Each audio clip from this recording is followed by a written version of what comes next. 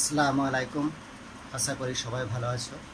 তো আজকে আমরা ক্লাস দ্বাদশ শ্রেণীর অতীত স্মরণ পড়াবো। এর আগে অতীত স্মরণ থেকে আমরা পরপর দুখানা ভিডিও দিয়েছি, আজকে নিয়ে তিনখানা হচ্ছে। তো অতীত স্মরণের প্রথম অধ্যায় পড়াছিলাম আমরা। প্রথম অধ্যায় হচ্ছে অতীত স্মরণ। এই অতীত স্মরণ থেকে আমরা আজকে লোককথা ও স্মৃতিকথা সম্পর্কে আলোচনা করব। তো লোককথা কি, স্মৃতিকথা কি, সে বিষয়ে বলতে গেলে লোককথা হলো এক ধরনের কাল্পনিক গল্পকথা। তো সে যাই হোক, এই কাল্পনিক গল্পকথা প্রথম জনপ্রিয় করে তুলেছিলেন বা জনপ্রিয় গল্পকার ছিলেন ডেনমার্কের হান্স ক্রিশ্চিয়ান অ্যান্ডারসন, জার্মানির জ্যাকব এবং উইলিয়াম গ্রিন ভাতৃদ্বয় প্রমুখ লোককথার অন্যতম জনপ্রিয় গল্পকথা ছিলেন। তো সে যাই হোক, এই লোককথার সংজ্ঞা কি, লোককথা কাকে বলে আমরা একটু জেনে নেব। সংজ্ঞাটা জেনে নেই।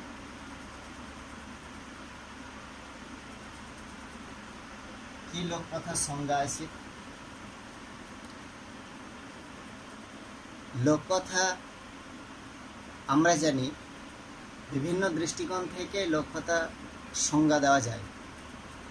যেমন কার্লস টালমেলসান, তারপরে ক্যারল লিঞ্চ ব্রাউন, এর মত যদি আমরা ধরি, তাহলে এদের মতে মানুষের জীবন ও কল্পনার সংমিশ্রণ যেসব গল্পকথা গড়ে উঠেছিল তাই হলো লোককথা।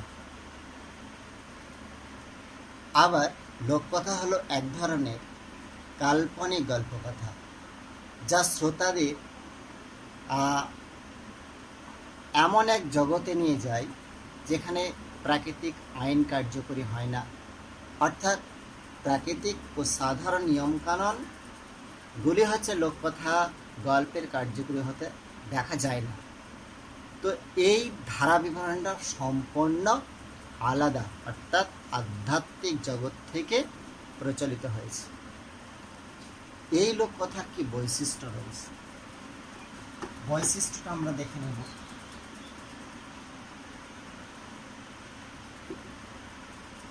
কি বৈশিষ্ট্য আছে লোককথার, সেই বৈশিষ্ট্যটা আমরা একটু দেখে নেব। লোককথা বিভিন্ন বৈশিষ্ট্য লক্ষ্য করা যায়। তো তার মধ্যে একটা লোককথার বৈশিষ্ট্য হচ্ছে কি, শিশুদের জন্য রসদ সংগ্রহ। এক নম্বরে শিশুদের জন্য রসদ সংগ্রহ। শিশুদের জন্য রসদ সংগ্রহ কি? শিশুদের জন্য রসদ সংগ্রহ আমরা এর আগে পড়েছি পৌরাণিক কাহিনী, কিংবদন্তি, পুরাণ প্রভৃতি। এইসব কাহিনীগুলিতে শিশু, কিশোর, যুবক, তারপরে বয়স্ক প্রভৃতি সকলের জন্য রসাত্মক থেকেছে। কিন্তু লোককথা হচ্ছে সাধারণ শিশু, কিশোর, কিশোরীদের জন্য রসদ থাকে। আর কি? অজ্ঞাত পরিচয় লেখক। 2 নম্বর,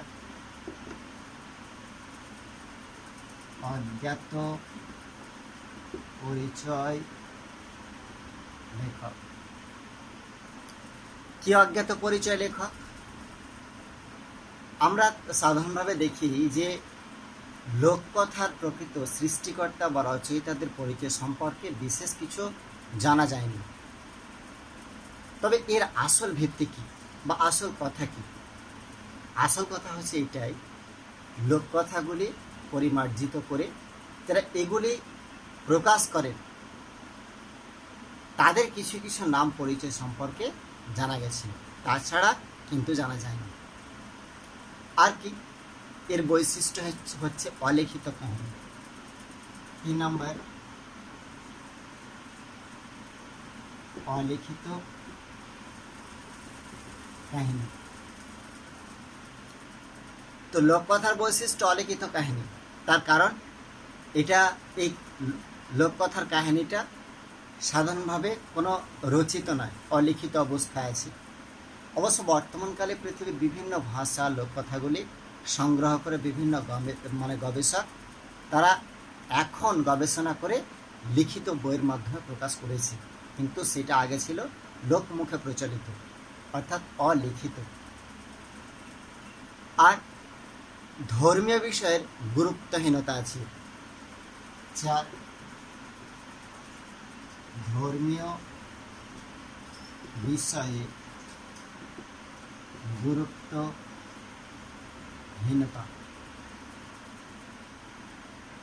লোককথার কাহিনী ধর্মীয় বিষয়বস্তু বিশেষ গুরুত্ব লক্ষ্য করা যায় না, অর্থাৎ লোককথা এক কথায় ধর্মকেন্দ্রিক নয়।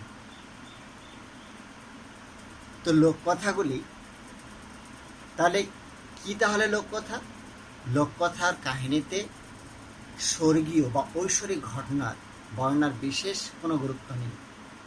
তো এইটা হচ্ছে লোকমুখে প্রচলিত এক প্রকারের গল্পকথা। আর কি? মানুষের আলোচনার বিষয়। 5 নম্বর, মানুষের আলোচনা। কি মানুষের আলোচনা? লোককথা বর্ণনায় মানুষের প্রত্যহিত জীবনে বিভিন্ন সাধারণ ঘটনাবলী জড়িত হয়। মানুষের দৈনন্দিন জীবনের সুখ দুঃখের বিষয়গুলি লোককথায় বিশেষ গুরুত্ব পেয়েছে। আর কি? অতি প্রাকৃতিক বিষয়। অতি প্রাকৃতিক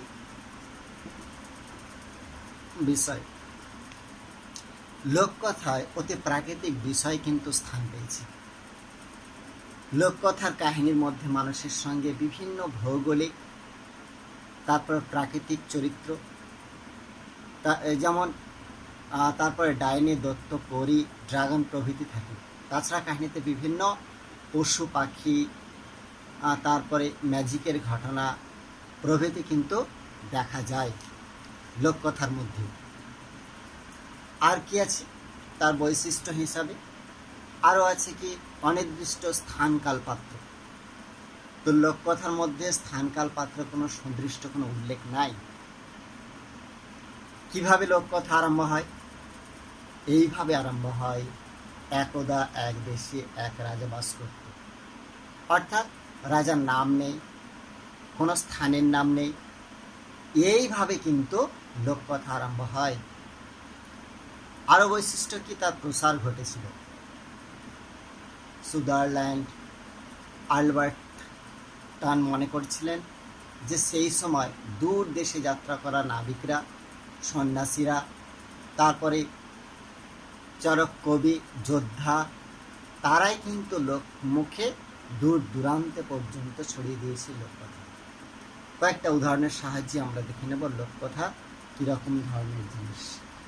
তাহলে এগুলো বৈশিষ্ট্য হলো শিশুদের জন্য রসদ সংগ্রহ করে, অজ্ঞাত পরিচয় লেখক, তারপর অলিখিত কাহিনী, ধর্মীয় বিষয়ে গুরুত্বহীনতা, মানুষের আলোচনা থাকে, অতি প্রাকৃতিক বিষয় নিয়ে আলোচনা করে।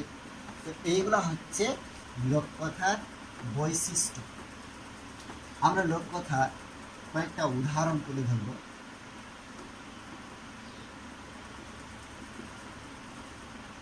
কি উদাহরণ তুলে ধরবো? তার লোককথার কি উদাহরণ আছে? লোককথার অনেক উদাহরণ আছে, যেমন 7 ভাই চম্পা। 1 নম্বর হচ্ছে 7 ভাই চম্পা। 7 ভাই চম্পা এর গল্প সবাই জানে। দক্ষিণারঞ্জন মিত্র মজুমদার এর ঠাকুমার ঝুলি নামক বইয়ের একটি জনপ্রিয় গল্পকথা 7 ভাই চম্পা। এই 7 ভাই চম্পায় কি ছিল? এক রাজার 3 রানীর কাহিনী নিয়ে গল্প গড়ে উঠেছিল। আর কি আছে? আরও আছে কি আলিবাবা 40 চোর। 2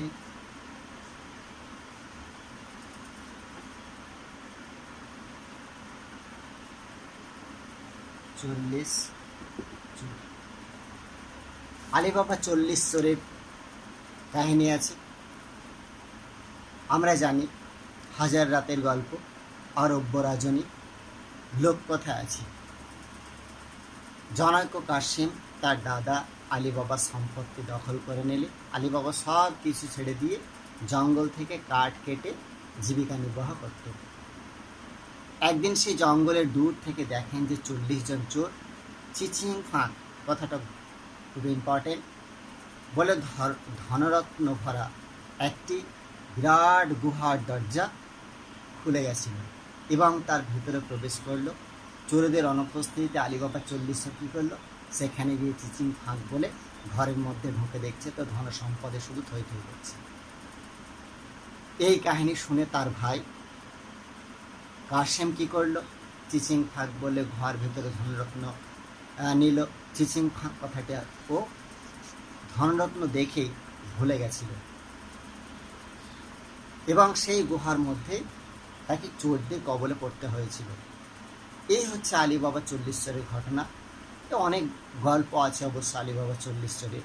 তারপরে কি হয়েছিল, কাসেমকে নিয়ে এসেছিল না, ওখানে থেকে গেল, অনেক ঘটনা আছে।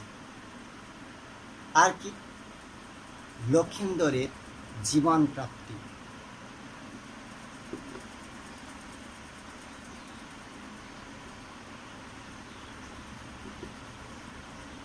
জীবন প্রাপ্তি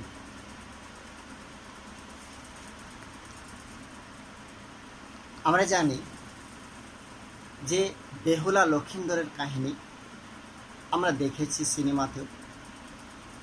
শিবের উপবাস, ধনী বণিক চাঁদ সদাগর মর্তে মনসাকে পূজা দিতে অস্বীকার করেছিল।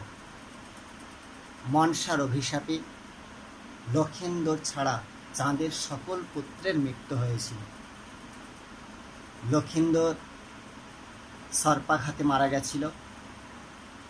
সেই সর্পাঘাত থেকে রক্ষা করার জন্য তার স্ত্রী সেই মৃতদেহকে নিয়ে বেহুলা 6 মাস ধরে ঢালায় চড়ে বহু পথ পাড়ি দিয়ে শেষ পর্যন্ত কিন্তু লক্ষিন্দরকে উদ্ধার করতে পেরেছিল এবং মৃতদেহর কচন ধরেছিল সেই লক্ষিন্দরকে ফিরে পেয়েছিল শুধুমাত্র বেহুলার জন্য। নাচ গানে স্বর্গের মানে দেবতাদের সে মত্ত করে দিয়েছিল এবং তাকে বর চেয়েছিল। সে বর নিয়েছিল কি তার স্বামীর জীবনদান এবং সে সেটাই পেয়েছিল একটা শর্তে, যে চাঁদ সদাগর যেন তার পুজো করে, মা মনসার পুজো করে। তারপরে থেকে চাঁদ সদাগর সে মানে মনসা পূজা করতে আরম্ভ করলো এবং গোটা মর্তভূমিতে মনসার পূজা আরম্ভ হয়েছিল। এই ছিল লক্ষিন্দরের জীবন প্রাপ্তির কাহিনী। আর কি আছে? তমথাম্ব দৈত্য। তমথাম্ব দৈত্য। তমথাম্ব দত্তের কাহিনী। তমথাম্ব দত্তের কাহিনী এটা আমরা একটু একটু জানি। তমথাম্বের কাহিনী হলো রিচার্ড জনসন কর্তৃক প্রকাশিত ইংরেজি ভাষায় মুদ্রিত প্রথম গল্পকথা ছিল এই তমথাম্ব গল্পটা। এই গল্পের মূল কাহিনী হলো কি, তমথাম্ব তার বাবার বুড়ো আঙুলের চেয়ে ছোট, ফলে অনায়াসেই গরু তাকে গিলে ফেলতে পারে। এক সময় এক রাক্ষস তাকে গিলেও ফেলে, শেষ পর্যন্ত বমি করে তাকে সমুদ্রে উপরে দিতে বাধ্য হয়, উগড়ে দিতে বাধ্য হয়েছিল। তো এরপরে সমুদ্রের একটি মাছ টমকে খেয়ে ফেলে। ঘটনাচক্রে সেই মাছটি কি করেছিল, কিং আর্থার খাবারের জন্য ধরে রাজপ্রাসাদে নিয়ে যাওয়া হয়। মাছটি কাটলে টম বেরিয়ে আসে এবং রাজপ্রাসাদ থেকে এবং সে রাজপ্রাসাদে কী করলো, থাকতে থাকতে রাজার অত্যন্ত প্রিয় হয়ে উঠেছিলেন। টম থাম্বের গল্প অনুসরণ বাংলায় অবনীন্দ্রনাথ ঠাকুর একটা লিখেছিলেন, গল্প লিখেছিলেন, বুড়ো আংলা। অবশ্যই মনে রাখতে হবে বুড়ো আংলা। এই যে আমরা আলোচনা করলাম যে লোককথার বেশ কয়েকটা উদাহরণ দিলাম, এই লোককথার কি গুরুত্ব রয়েছে সেই গুরুত্বটা একটু জেনে নেব।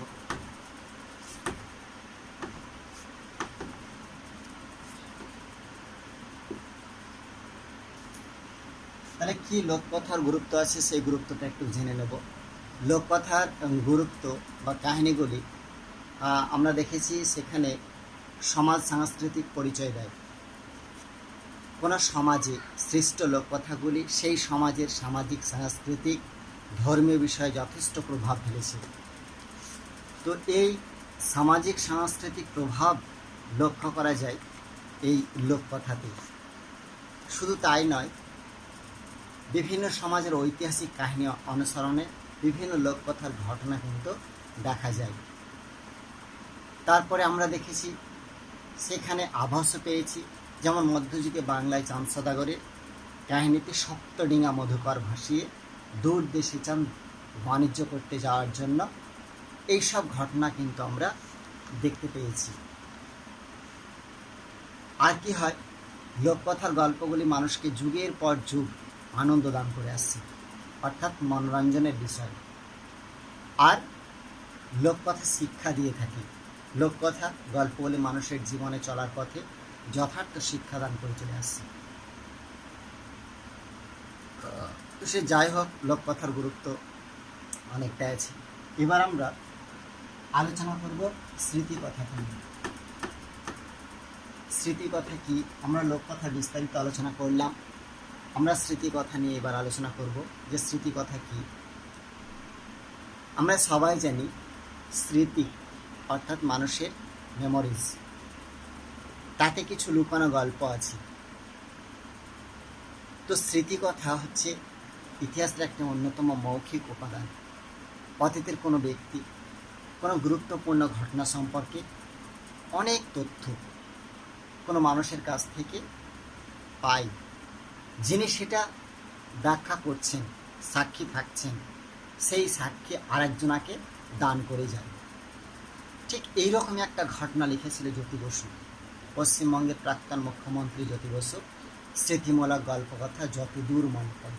অবশ্য মনে রাখতে হবে যতদূর মনে পড়ে। তো এটা অবশ্যই মনে রাখতে হবে, যতদূর মনে পড়ে দক্ষিণারঞ্জন বসুর। আর কি জ্যোতি বসু আর দক্ষিণারঞ্জন বসু সম্পাদিত হয়েছিল ছেড়ে আসা গ্রাম। ছেড়ে আসা গ্রাম। আর একটা কি লিখলাম, যতদূর মনে পড়ে।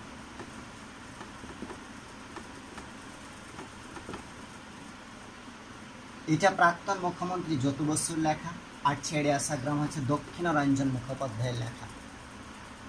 এটা একটা উল্লেখযোগ্য স্মৃতিকথা এগুলো। তাহলে স্মৃতিকথার সংজ্ঞা কি হবে?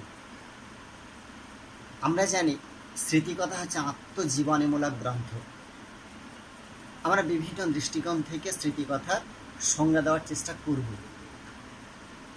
স্মৃতিকথা বাস্তব ঘটনার বিবরণ দেয়, যেমন অতীতের কোনো ঘটনার সঙ্গে প্রত্যক্ষ বা পরোক্ষভাবে যুক্ত কোনো ব্যক্তি পরবর্তীকালে তার স্মৃতি থেকে প্রাপ্ত বিভিন্ন অতীত ঘটনার বিবরণ লিপিবদ্ধ করে প্রকাশ করি। এইগুলাকে আমরা সাধারণভাবে স্মৃতিকথা বলব। আর কি, স্মৃতিকথা হলো এক ধরনের সাহিত্য, যেখানে লেখক তার জীবনে ঘটে যাওয়া বা জীবনে প্রত্যক্ষ করা বিভিন্ন ঘটনা স্মৃতি হিসাবে তুলে ধরে। অর্থাৎ সেটা হবে স্মৃতিচারণ। কিছু কিছু ঐতিহাসিক ঘটনাও তুলে ধরে। স্মৃতিকথা হলো এক ধরনের ব্যক্তিগত অভিজ্ঞতার বিবরণ, যেখানে লেখক তার নিজের দৃষ্টিকোণ থেকে অতীতের কোনো ঘটনার বিবরণ দিয়ে থাকি। তাই এইগুলা হচ্ছে স্মৃতিকথা। স্মৃতিকথার বৈশিষ্ট্য কি একটু জেনে নেব। কি স্মৃতিকথার বৈশিষ্ট্য আছে?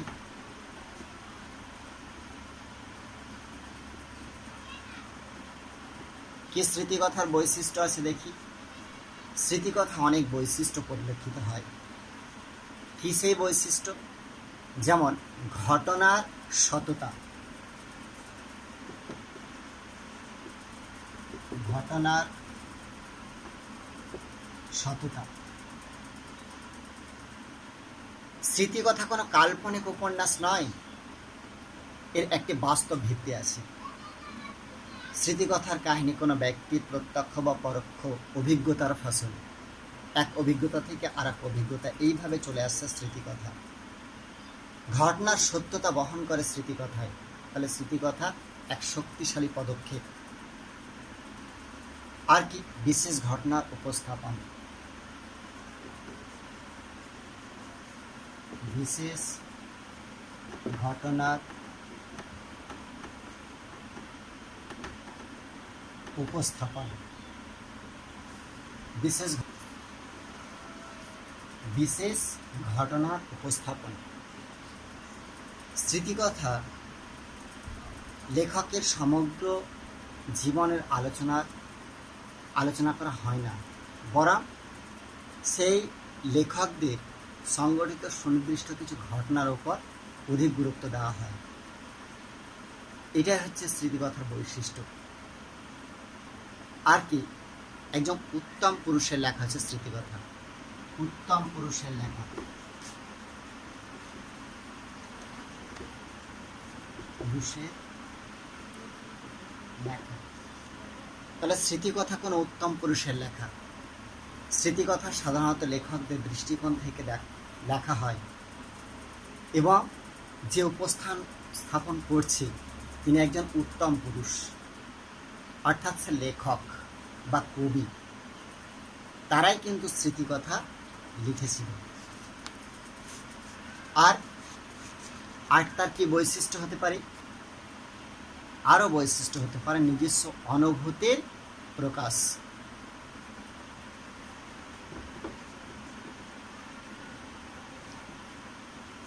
অনুভূতির প্রকাশ। আমরা বললাম যে উত্তম পুরুষের লেখা, বক্তা বা লেখক বা কবি তার স্মৃতিকথার যে কাহিনী ঘটনার বিবরণ দেয় বা তার ঘটনা সময়কালে তার মনে কীরূপ প্রভাব ফেলেছে এবং তিনি কী অভিজ্ঞতার সম্মুখীন হয়েছিলেন, সেই ঘটনায় আমরা উপস্থাপন দেখতে পাব। কীভাবে পাল্টে যেতে পারে দেখছি তার পরিস্থিতি। স্মৃতিকথার আলোচনা হয়ে উঠেছে এটাই। কী তার উদাহরণ? তাহলে আমরা বেশ কয়েকটা বৈশিষ্ট্য দেখলাম। ঘটনার সততা, বিশেষ ঘটনার উপস্থাপন, উত্তম পুরুষের লেখা আর অনুভূতির প্রকাশ। এইগুলো সবই হচ্ছে তার বৈশিষ্ট্য। এবার আমরা কয়েকটা উদাহরণের সাহায্যে সেটা দেখে নেব। কি উদাহরণ আছে তার? উদাহরণ দেখে নেব আমরা। এখানে আমরা স্মৃতিকথার বিভিন্ন উদাহরণ আমরা খুঁজে পেয়েছি।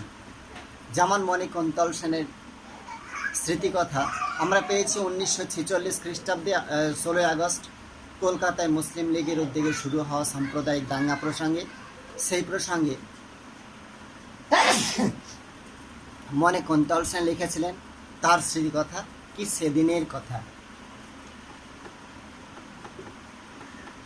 সেদিনের কথা। সেদিনের কথা লিখেছিলেন কে? মণিকুন্তল সেন।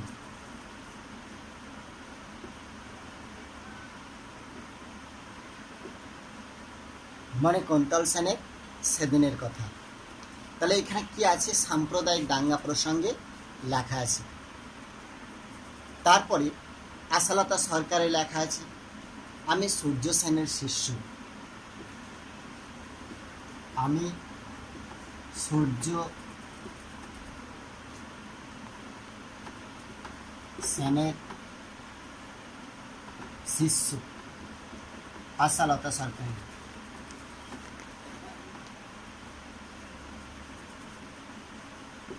আশালতা সরকারের বিখ্যাত স্মৃতিকথা আমি সূর্য সেনের শিষ্য।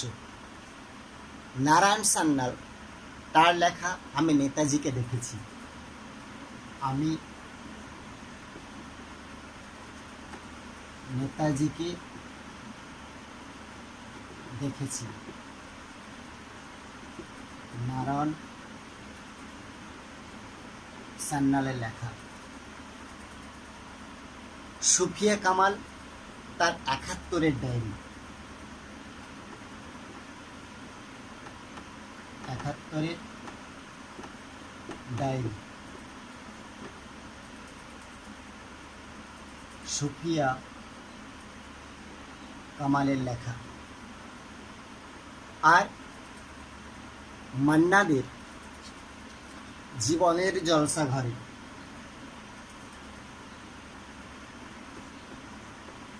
জীবনের জলসাঘরে, তার লেখা মান্নাদের। তাহলে এই হচ্ছে স্মৃতিকথামূলক গ্রন্থ। ৭১-এর ডায়েরি, সুফিয়া কামালে, সেদিনের কথা মণিকুন্তল সেনের, আমি সূর্য সেনের শিষ্য আশালতা সরকারের, আমি নেতাজিকে দেখেছি নারায়ণ সান্যালের, আর জীবনের জলসাঘরে মান্নাদের। এইগুলো হচ্ছে স্মৃতিকথামূলক গ্রন্থ। আমরা আগেই বললাম মণিকুন্তল সেনের যে লেখা সেটা হচ্ছে সাম্প্রদায়িক দাঙ্গা প্রসঙ্গে। আর এই যে আশালতা সরকারের আমি সূর্য সেনের শিষ্য, এই স্মৃতিকথা গ্রন্থটি কি ব্রিটিশ বিরোধী আন্দোলনের এক মানসিকতা গড়ে উঠেছিল। সেখানে মাস্টারদা সূর্য সেনের নেতৃত্বে এক বিপ্লবী দলের আত্মপ্রকাশ ঘটেছিল এবং লড়াইয়ের মাধ্যমে সেই আত্মপ্রকাশ মিটেছিল। এই ঘটনা কিন্তু আছে। আর কি, নারায়ণ সান্যাল, আমি নেতাজিকে দেখেছি, এটি একটি স্মৃতিচারণমূলক গ্রন্থ। এই গ্রন্থে তিনি প্রত্যক্ষদর্শী ছিলেন। নেতাজিকে সে নিজের চোখে দেখেছিলেন, সে বিপ্লবী। আর মান্নাদের জীবনের জলসাঘরে বাংলায় লেখা হয়েছিল। জীবনের জলসাঘর 2005 সালে প্রকাশিত হয়েছিল। এটি পরে ইংরেজিতে মেমরিজ কাম অ্যালাইভ এবং হিন্দিতে ইয়াদেনজি উঠি নামে কিন্তু প্রকাশ হয়েছিল। তো সে যাই হোক, এইভাবে কিন্তু প্রকাশিত হয়েছিল কি এই স্মৃতিকথামূলক গ্রন্থ। তাহলে এই স্মৃতিকথার আমরা গুরুত্ব কিন্তু কয়েকটা বলবো। কি গুরুত্ব রয়েছে স্মৃতিকথার, সেই গুরুত্ব সম্পর্কে বলি। যে স্মৃতিকথা কতটা গুরুত্ব রয়েছে, আমরা দেখলাম যে লোককথার অনেকটা গুরুত্ব রয়েছে এবং স্মৃতিকথার কিছু গুরুত্ব আছে না নেই সেটাই আমরা একটু জেনে নেব। স্মৃতিকথারও যথেষ্ট গুরুত্ব রয়েছে। যেমন সেখানে স্মৃতিকথায় আমরা যত কটা ব্যক্তি দিলাম তারা কিন্তু সবাই গুণীজন ছিল। তাহলে অধিকাংশ ক্ষেত্রে স্মৃতিকথার গুণাবলীগুলি কোনো গুণী ব্যক্তিদের রচনা কিন্তু। তো তারাই কিন্তু ঘটনাকে বাস্তবায়িত করেছে এবং অতিরঞ্জন করেছে, ঘটনার প্রকাশ পেয়েছে এইভাবেই। তো বিভিন্ন ব্যক্তি বিভিন্ন ঐতিহাসিক ঘটনা প্রত্যক্ষদর্শী হিসাবে যে স্মৃতিকথামূলক গ্রন্থগুলি লিখেছে তাতে আমাদের ইতিহাস রচনার ক্ষেত্রে অনেক সহযোগিতা কিন্তু হয়েছে। তো সে যাই হোক, এইভাবেই কিন্তু আমরা সহযোগিতা পেয়েছি স্মৃতিকথামূলক গ্রন্থে। আর কি, সেখানে স্মৃতিকথায় দেখা যাচ্ছে বিভিন্ন ঘটনার উপাদান হিসাবে কাজ করত। 1971 সালে যেমন বাংলাদেশে মুক্তিযুদ্ধ সর্বনাশা কাণ্ড সেখানে ঘটেছিল, সেই ঘটনাও কিন্তু স্মৃতিকথামূলক গ্রন্থে আটকে রয়েছে। তো সে যাই হোক, গোটা বিশ্বকে আঁকড়ে ধরে আছে এই স্মৃতিকথামূলক গ্রন্থ বা স্মৃতিকথায়। তাহলে নিশ্চয় আমাদের কিছু ঐতিহাসিক গুরুত্ব বহন করছে স্মৃতিকথা। তো তাহলে আমরা দুটো বিষয় নিয়ে আলোচনা করলাম, একটা লোককথা, একটা স্মৃতিকথা। তার কি বৈশিষ্ট্য রয়েছে, কি উদাহরণ রয়েছে, কি গুরুত্ব রয়েছে, দুটোরই আমরা বিস্তারিতভাবে আলোচনা করলাম। এই জায়গা থেকে নোট তৈরি করতে হবে। তো আজ এ পর্যন্ত।